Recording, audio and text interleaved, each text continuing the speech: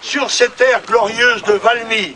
Moi, Jean-Marie Le Pen, je vous invite, vous tous qui aimez la France, à vous réunir autour de ma candidature. Oui, tous, vous, paysans, artisans, commerçants, employés, étudiants, chômeurs, ouvriers et entrepreneurs, artistes et savants, et vous aussi, Français d'origine étrangère.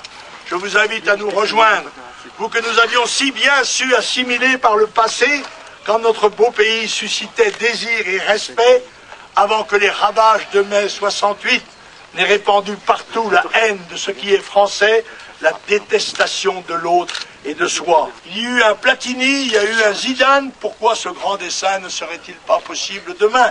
Oui, tous, non pas français de souche ou de papier, mais français de cœur et d'esprit, nous pouvons constituer demain dans un grand élan d'union nationale cette armée hétéroclite des soldats de Valmy, rassemblés autour d'une même idée, de cette France, qui est une idée, celle de la République, une et indivisible, fière de son histoire et assimilatrice, respectueuse de la liberté et soucieuse des humbles, et plus que tout éprise de justice et d'égalité, celle de la République, selon notre Constitution, laïque, démocratique et sociale. Oui, tous unis, Gaulois, Céfrans, ouvriers et entrepreneurs, paysans, pêcheurs et poètes, qui veulent apporter à la France leur courage et leur énergie quand d'autres, Français d'ici ou d'ailleurs, souvent d'ici d'ailleurs, ne pensent plus qu'à brader le pays, à liquider nos traditions et nos valeurs, à profiter d'elles sans plus rien lui rendre en retour. C'est pas beau ça? C'est pas beau ça? Voilà pour les extraits choisis, hein, des extraits comme ça, il y en a foison. Faut vraiment lire Le Pen dans le texte, dans ce livre. Donc, commandez le livre vraiment, et c'est assez incroyable. Hein. Alors, quel discours, et surtout quelle main tendue envers les Français d'origine étrangère. Est-ce que, selon toi, les Français à ce moment-là, ils sont pas passés à côté de quelque chose d'essentiel, ou peut-être que cette idée de réconciliation était simplement trop en avance sur son temps, en fait. Le Pen était beaucoup trop en avance, peut-être.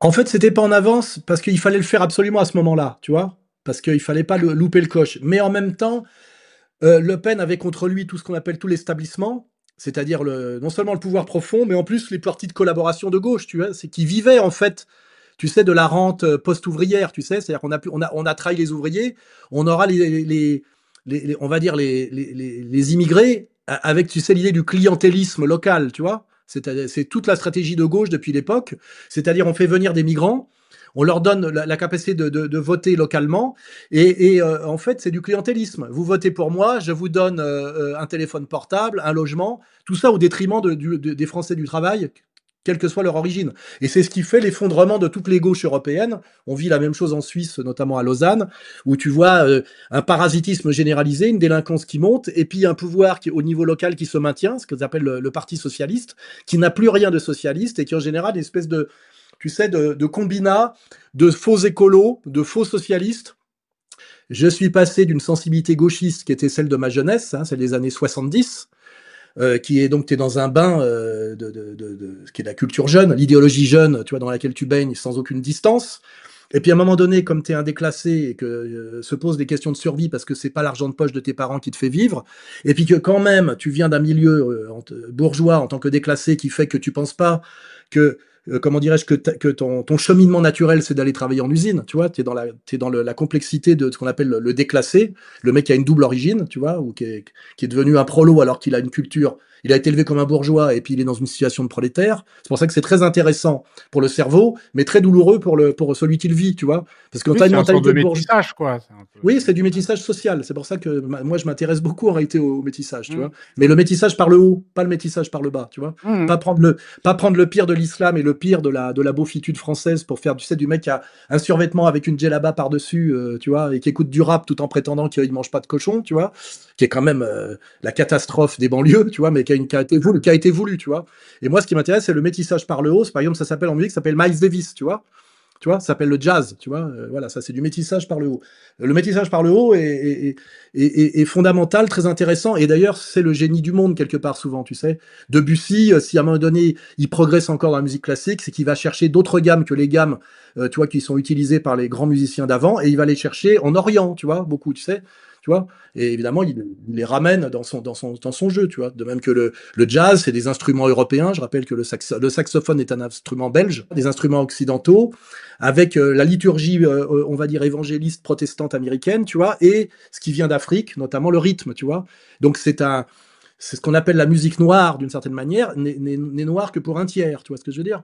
Il faut liturgie protestante, hein, c'est-à-dire ce qui va donner le gospel. Il faut les instruments occidentaux, parce qu'il n'y a pas de piano à queue en Afrique, hein, je le fais remarquer, tu vois, moi j'adore Oscar Peterson, tu vois, j'adore Herbie Hancock, mais il n'y a pas de piano Steinway grand queue en Afrique, tu vois ce que je veux dire, tu vois. Oui, non, mais Donc, c'est vrai, parce que même aux Antilles, ils ont le compas, hein, qui est un peu l'équivalent pour ceux qui aiment beaucoup la oui, musique antillaise. Et c'est c'est un mélange entre blanc et noir qui fait justement que cette musique oui, est... c'est pour moi j'aime le métissage par le haut, tu vois ce que je veux dire. Par contre, j'aime pas le métissage par le bas, le métissage forcé, le métissage dans un but de destruction de deux cultures l'une par l'autre, tu vois. Soit c'est l'enrichissement d'une culture par une autre culture et avec une réciprocité, tu vois. C'est pas de comment ils appellent ça les crétins là, appropriation culturelle. Excuse-moi. Il n'y a pas d'appropriation culturelle où il n'y a que de l'appropriation culturelle. Et l'appropriation culturelle, c'est très bien. Tu vois ce que je veux dire? Quand tu commences à lutter contre l'appropriation culturelle, surtout qu'en plus, quand tu es africain, là, tu te dis, attends, si tu veux toi-même répondre à la question de l'appropriation culturelle, il va falloir que tu te dépouilles d'énormément de choses qui ne viennent pas strictement de l'Afrique, tu vois. Donc moi je dis vive l'appropriation culturelle, du moment que chacun touche les droits d'auteur, parce qu'après on peut se poser la question effectivement sur qui touche le pognon à la fin, ça c'est autre chose. Et on remarque que c'est d'ailleurs, tu sais, ni ceux qui ont inventé la musique blanche avec Sébastien Bach, ni ceux qui en ont fait quelque chose de génial avec Ray Charles, tu vois, mais que celui qui touche, il vient encore d'un troisième monde dont on va pas parler parce qu'on veut pas d'ennui. Non, Hein.